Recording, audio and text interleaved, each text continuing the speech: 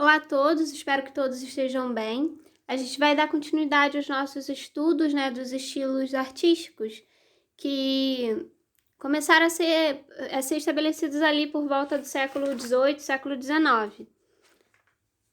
Na semana passada a gente falou sobre a Revolução Francesa e como que a Revolução Francesa foi o contexto, né, histórico que foi estabelecido o neoclassicismo.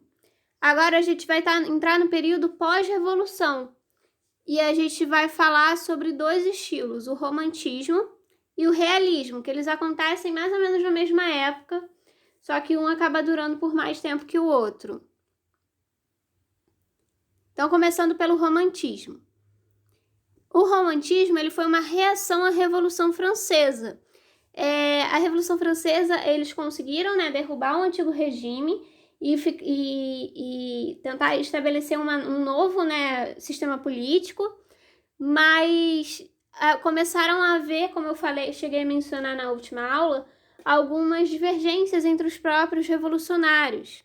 E isso também, essas mudanças, né, sociais que estavam se estabelecendo, porque alguns queriam, isso vocês vão ver melhor na aula de história, mas tinha alguma parte dos revolucionários que queriam fazer que o sistema fosse estabelecido de uma forma e o outro queria de uma forma que fosse mais branda. Então eles tinham essas diferenças ideológicas dentro do próprio movimento revolucionário.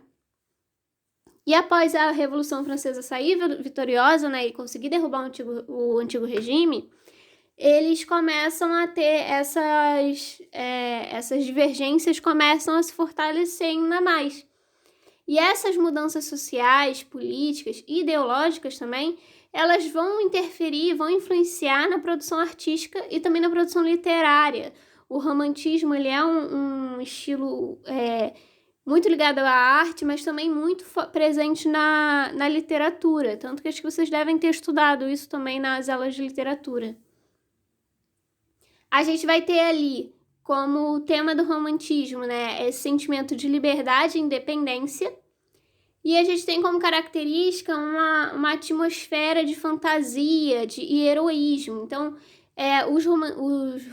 os românticos, né, desse período, eles estavam querendo favorecer, né, valorizar esse sentimento de vitória que eles ficaram após a queda do antigo regime, com essa vitória da Revolução. Então, eles estavam se sentindo realmente os heróis da nação, e era isso que eles queriam focar, era nisso que eles queriam focar, era isso que eles queriam retratar. Então, eles valorizam principalmente a emoção e a liberdade de criação, diferente do neoclassicismo que a gente viu semana passada. No neoclassicismo, eles valorizavam a técnica. Aqui, eles vão valorizar a emoção, eles vão valorizar a liberdade de criação. Então, assim, não tem tanta preocupação assim de criar aquelas imagens perfeitas, como eu mostrei, né, idealizadas. A gente não tem mais isso, a gente quebra novamente com aqueles ideais da antiguidade clássica. Eles vão fazer como tema principal os acontecimentos históricos, né, marcantes da época, então batalhas, eventos políticos, todos esses acontecimentos históricos que eram importantes, eles vão usar como tema para as pinturas. Tem também uma questão mais técnica de característica. A gente vai ter uma composição diagonal, que eu vou mostrar numa pintura para ficar mais claro daqui a pouco. E também vai ter o uso de cores fortes e o contraste entre claro e escuro, da mesma forma que se tinha no Barroco. Então, isso vai retornar, só que a gente vai observar na obra que não que é de uma forma um pouco diferente. Ainda vai ter o uso de outras cores, não vão ser só cores tão terrosas como era no Barroco. No Barroco era mais vermelho, o marrom. Aqui a gente vai ter outros tons também e vai ter sempre esse contraste, essas cores fortes. E principalmente essa questão desse heroísmo, né, que eles querem retratar. É sempre o tema são os acontecimentos históricos, mas sempre focando nesse sentimento de heroísmo. Essa é uma obra de um artista chamado Goya, que ele retrata muito bem essas características que eu mencionei da pintura do romantismo. O Goya ele faz essa pintura que representa um evento que aconteceu em Madrid. O Goya ele era um pintor espanhol, então ele está retratando ali, representando o romantismo da Espanha, que acontece ali nesse mesmo período, e desse mesmo período pós-revolução. Nesse período pós-revolução, Napoleão ele está tentando reconquistar territórios, os franceses estão conquistando vários territórios. Então, houve esse fuzilamento, né, em Madrid, no dia 3 de maio de 1808, que foi o seguinte: no dia anterior, alguns cidadãos tinham enfrentado, né, os soldados, o exército de Napoleão que estava ocupando a Espanha. E aí, como uma forma de revidar, os soldados franceses fazem esse fuzilamento no dia 3 de maio, executando centenas de espanhóis. Então, a gente tem aqui a temática de um fato histórico, como eu falei, que é a característica do romantismo. Temos essa noção de heroísmo, porque a gente vai ter esses espanhóis que estavam lutando ali, indo contra o exército francês para defender a sua pátria. Então, a gente tem esse sentimento de heroísmo. E outra característica também, além do contraste, a gente vai ter o contraste de claro e escuro. A gente vê aqui do lado aqui dos soldados franceses, ele é mais escuro, e aqui na parte dos espanhóis que estão sendo fuzilados a gente tem um ponto de luz. E outra característica também é aquela composição diagonal que eu mencionei.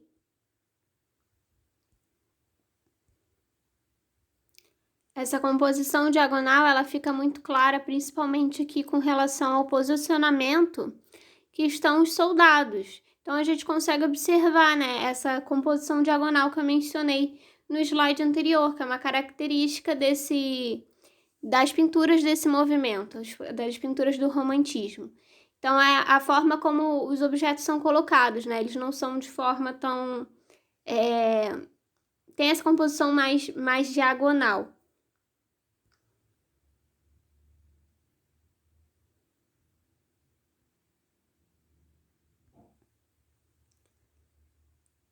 Continuando, outro artista também que é muito importante nesse período é o Eugène Delacroix.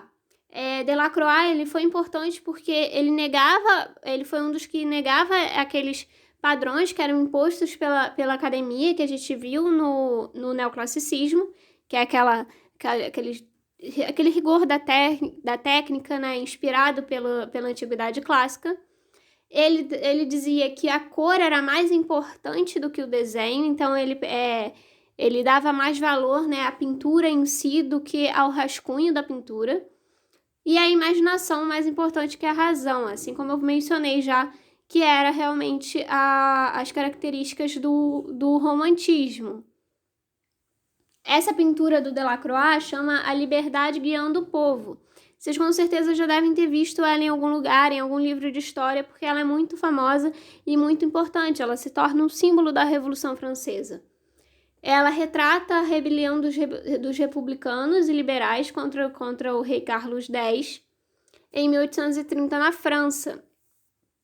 Então ela se torna ali um símbolo de revolução, né? Um símbolo de luta pela pátria. A gente vê no centro essa imagem dessa mulher com a bandeira na mão, que é uma imagem fantasiosa, ela é uma alegoria. Ela não era uma mulher que estava realmente retratada ali, ela é uma alegoria, ela representa a liberdade. Então, ela não era... a gente vê, né, que ela tem proporções maiores do que a das outras pessoas, ela tá à frente, por isso que a obra se chama Liberdade Guiando o Povo. Essa mulher aqui no centro, com a bandeira, ela é a personificação desse sentimento de liberdade. E aí o pintor Delacroix, né, coloca ela ali como a representação da liberdade, desse sentimento, guiando o povo para lutar a favor de sua pátria. Então, de novo, aquela temática ali do heroísmo.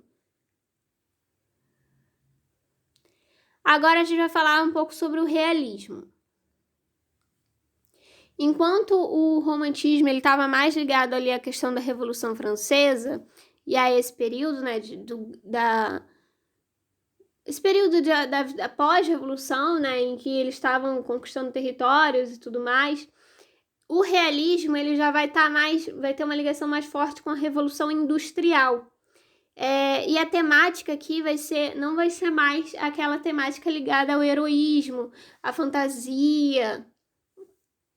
Ele vai estar ligado mais, principalmente, a retratar as classes mais baixas da sociedade, os trabalhadores, tanto da cidade quanto do campo.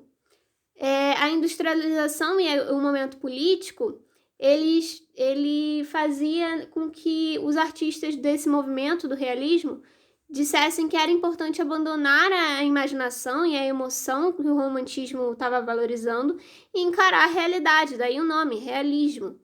Era uma forma de chamar atenção para essas questões sociais mais reais ali. Era muito ligada a essas questões sociais de expor injustiças e diferenças sociais que existiam naquele período. A gente tem como um dos principais artistas o Courbet. O Courbet ele vai retratar ali a vida cotidiana das classes populares, principalmente, e denunciar as diferenças que a burguesia do século XIX preferiu ocultar. Então, ele vai retratar justamente essas diferenças sociais que estavam tão presentes naquele período. Coisas que eram escondidas pela burguesia, né? Que a burguesia não estava querendo muito mostrar, porque aí mostravam as injustiças que ocorriam favorecendo a burguesia da época. Uma pintura muito conhecida, né, muito importante desse período, é o Atelier do Pintor, feito por Courbet. Nessa pintura, nós vamos ter 3 grupos representados. No centro, nós temos o artista, acompanhado da verdade, aqui uma alegoria, assim como a mulher lá representando a liberdade, aqui o Courbet faz uma mulher como representação, personificação, né, da verdade. À direita, então desse lado daqui, nós vamos ter os amigos do Courbet. Então a gente vai ter amigos do artista, né, que estavam sendo retratados ali, principalmente o fundador do movimento realista na literatura, que também foi um movimento que inspirou, assim como a arte também inspirou a literatura. E à esquerda, teremos ali, entre aspas, né, os inimigos dos artistas, que eram as pessoas da burguesia e as pessoas que eram exploradas pela burguesia. Então ia ter justamente essa representação das classes mais baixas da sociedade. Então, de um lado, no centro nós temos o artista, aqui ó, no centro, nós temos o artista acompanhado da verdade, retratando ali o realismo, por isso que a verdade está do lado do artista, né? Isso tem esse caráter simbólico. Temos de um lado os intelectuais, né, amigos do artista e o fundador, né, do movimento realista, observando o ator trabalhar e observando encarando, né, do outro lado, a burguesia juntamente com as pessoas de classe mais baixa que eram exploradas por ela. E aí o pintor aqui no centro fazendo essa pintura de paisagem, que era um tipo de pintura também que não era muito valorizado, porque retratava, né, a pintura de paisagem, ela tentava retratar justamente esse realismo que não era o realismo não só tipo um movimento, mas essas cenas reais do cotidiano que eram consideradas banais demais pelos adeptos do romantismo. Então essa é uma pintura muito importante ali, que representa todas essas características, né, do movimento realista. Com relação à arquitetura, também foi um momento importante, porque com a Revolução Industrial houveram algumas mudanças com relação, né, à arquitetura. Entre elas, a principal é que a principal tipo de construção, né, a principal mudança foi que o tipo de construção que estava sendo feita não eram mais as igrejas e os palácios que a gente viu lá no Rococó e no neoclássico e tudo mais. Aqui era mais, nesse período, era mais valorizado, né, a construção, dava-se prioridade a construções civis, que atendiam às necessidades das pessoas, né, da classe operária daquele período. Então, a gente vai ter muita construção de fábricas, de hospitais, de apartamentos também, escolas e estações ferroviárias, principalmente. Isso porque nós vamos ter o período o movimento, né, do período das fábricas, né, a Revolução Industrial, da indústria. E a gente vai ter aqui o surgimento com novos materiais, como o ferro fundido e o concreto armado. Então, a princípio, esses materiais vão ser usados principalmente na construção desses prédios, né, de utilidade pública, ligados, né, à Revolução Industrial. Não estão mais preocupados com a questão de monumento que se tinha quando estavam se fazendo as igrejas do Barroco, por exemplo. Porém, mais para frente, a gente volta a ter essa importância, né, dos monumentos serem construídos, e um símbolo de construção, de monumento construído nesse período é justamente a Torre Eiffel, que é até hoje símbolo da França, né, o símbolo de Paris, que foi um exemplo ali claro de quando o ferro passa a ser utilizado também com um objetivo ali de criar monumentos, e não apenas essas construções que eram com esses objetivos, né, de atender uma necessidade ali da sociedade da época. Aqui era também uma questão de simbologia, volta-se a ter essa preocupação de criar, de fazer construções que tenham esse caráter simbólico mais forte do que apenas o utilitário. Eu vou encerrar por aqui. Na próxima aula, então, a gente dá continuidade aos nossos estudos.